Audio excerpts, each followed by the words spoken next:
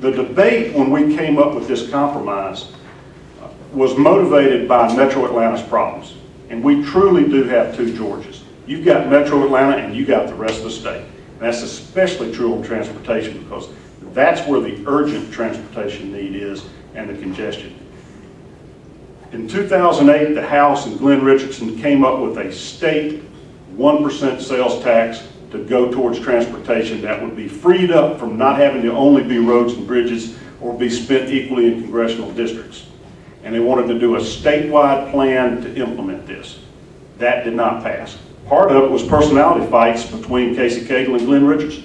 You know, who was going to be the big dog and Sonny Perdue at that time.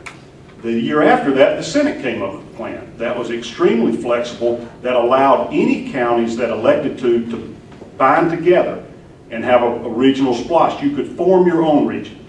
If we wanted to build a brain train to Atlanta, all the counties along 316 could come together with an intergovernmental cooperation agreement and impose a T-splosh to do that. That didn't pass. The House blocked that. Then this was the third iteration when we came back the third year, and it was the compromise between the two that created these regions.